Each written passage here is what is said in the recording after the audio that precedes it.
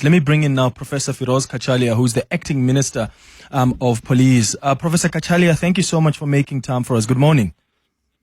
Pleasure. Good morning, Clement. Have you met with President Cyril Ramaphosa yet to discuss this issue with the National Police Commissioner? Yes, just after the cabinet meeting yesterday, Minister Kubai and myself had a brief meeting with the president. We discussed quite briefly some of the options, and he then instructed me to. I'm going to present to him in writing some reflections on how we should respond to the events yesterday. But of course, this will be the president's decision under the constitution and legislation.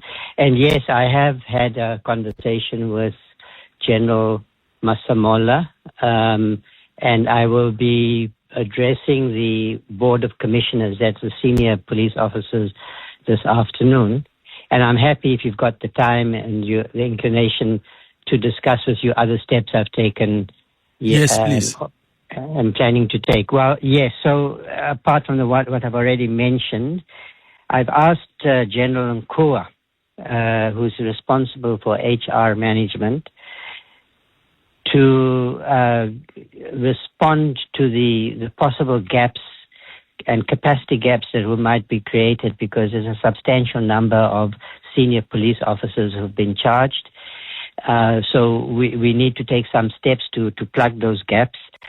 Secondly, I've had a discussion with General Timpane. These are both, senior police officers. They are very competent and, in my view, very reliable. General Timpane has been asked. I want to set up an intervention team to look at procurement in general and how to strengthen the control environment, because clearly the problem is not just with a single contract, which is bad enough.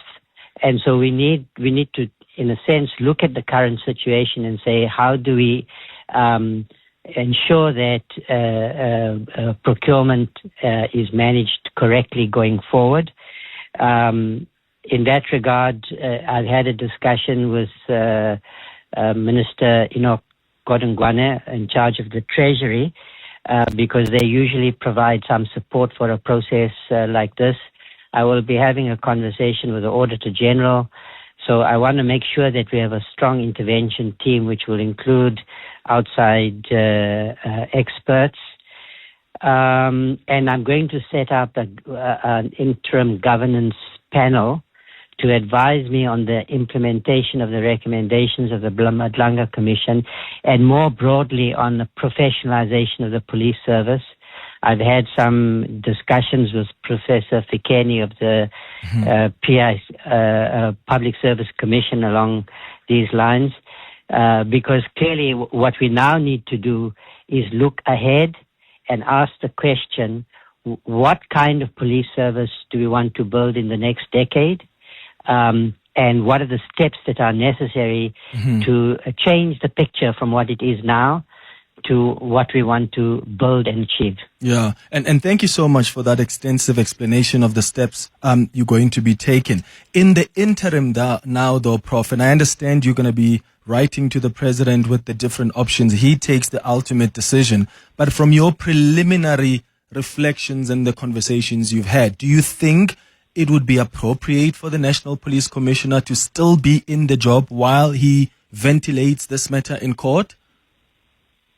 Look, this is obviously the key question. It's a critical question. If you don't mind, I would like to have that conversation with the National Commission and the President before I express a view publicly on that matter. Okay. And the options, though, that you have discussed with the President, are you able to confirm if one of them has been a possible precautionary suspension?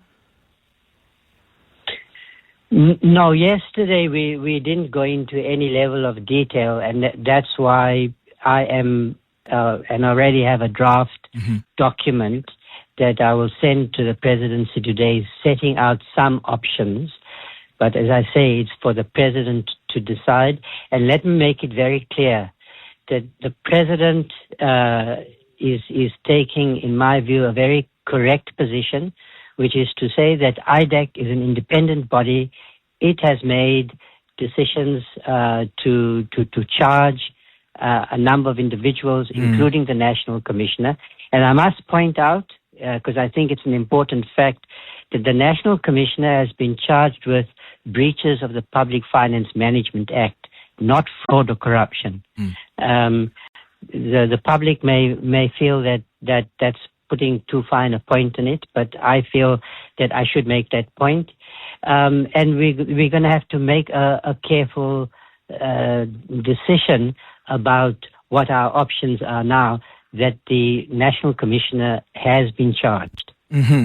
What's your message to South Africans, Professor Cachalia? Because, oh my goodness, they just don't know if they can even trust the SAPS.